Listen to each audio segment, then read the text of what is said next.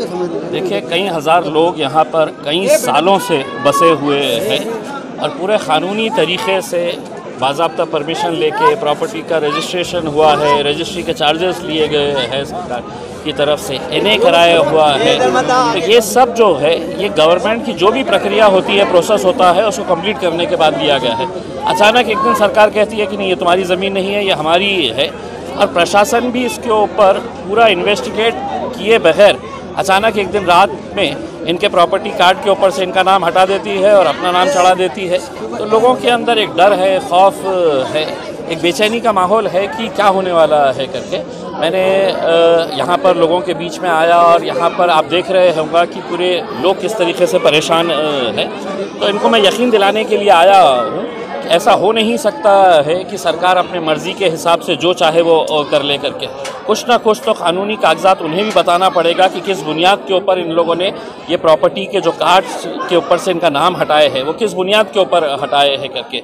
इन्होंने क्या मेजरमेंट करके ये बताया है कि ये प्रॉपर्टी के अंदर ये घर भी आ रहा है करके।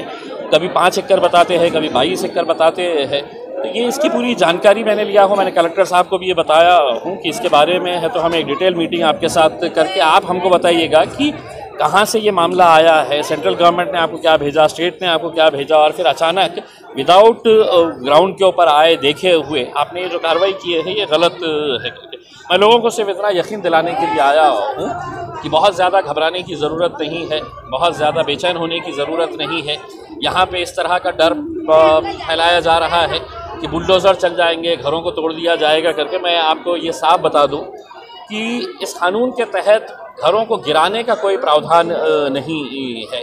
अगर किसी का घर, अगर किसी ने इस एनिमी प्रॉपर्टी के ऊपर बनाया है और सरकार उसको एस्टेब्लिश करती है कि हमारी प्रॉपर्टी है, तो सरकार का मतलब ये है कि हमको सिर्फ पैसा चाहिए करके, हमारी ज़मीन है, हमारे को पैसा चाहिए करके, उनका ये मकसद है। तो बहुत ज़्यादा घबराने की ज़रूरत नहीं है, ये लोगों को मैं यकीन दिलाने के लिए। कई सारी सोसाइटीज़ भी है इसमें जिन्हें NA लेआउट है। कई देखिए, मैं यही कह रहा हूँ कि जब प्रॉपर्टी रजिस्टर हुई तो सरकार की उस वक्त जिम्मेदारी थी कि उन्होंने ये बताना कि साहब ये रजिस्ट्री हम नहीं कर सकते हैं क्योंकि ये गवर्नमेंट लैंड है करके। तो हमने रजिस्ट्री ले लिए, उसके रजिस्ट्री के पैसे ले लिए है, पूरा NA का प्रोसेस जो है वो गवर्नमेंट का प्रोसेस होता है, वो पूरा प्रोसेस कंप्लीट कर लिए है। और अचानक एक दिन नींद में से उठते हैं और कहते हैं नहीं तो मेरी ज़मीन है, अब तुम खाली करो करके। तो ऐसा इतना अंधाधुंध तो कारोबार नहीं चलना चाहिए। आगे का क्या मौक़िफ़ रहेगा आपका?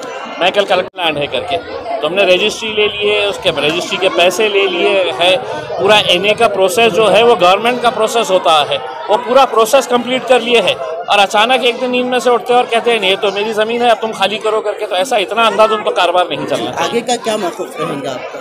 मैं कल कलेक्टर साहब से मिलने वाला हूं, कलेक्टर साहब के साथ बात करने वाला हूं, उनके साथ पूरा डिस्कशन करके मैं सेंट्रल गवर्नमेंट, स्टेट गवर्नमेंट और यहाँ का स्थानिक प्रशासन जो है उनको अपने तौर के ऊपर पत्र दे रहा हूं कि मुझे आप पूरी जानकारी दें कि किस बुनियाद के ऊपर है तो इतने सारे घरों के प्रॉपर्टी कार्ड्स जो हटा दिए गए हैं, उनके नाम हटा दिए गए हैं, उसकी जानकारी मैं हासिल करूँगा और फिर आगे की कार्रवाई तय करूँगा। देखिए, ये बताना हमारे लिए तो बड़ा मुश्किल है कि कितनी प्रॉपर्टीज़ है। किसी का 1 कमरे का मकान होगा, किसी का 4 कमरे का होगा, किसी का बंगलो होगा उसके अंदर। ये समझ के देखिए, ये जो कानून है इसके अंदर कुछ तरमीम लाई गई थी 2017-18 के अंदर, और उनका ये कहना है कि जितनी एनिमी प्रॉपर्टीज़ देश भर के अंदर है उसके ज़रिए वो पैसा हासिल करना चाहते हैं। वो इसलिए हासिल करना चाहते हैं क्योंकि आपका गरीबों का पैसा लेंगे और अडानी साहब को उनको देने का है। तो हो सकता है अडानी साहब को देने के लिए अब उनको ज़मीन नज़र आ रही है तो आपके पास से पैसा लिया जाएगा और उनको दिया जाएगा करके। लेकिन इसकी आवाज़ जो है वो पार्लियामेंट के अंदर भी इंशाल्लाह मैं ज़रूर उठाऊँगा।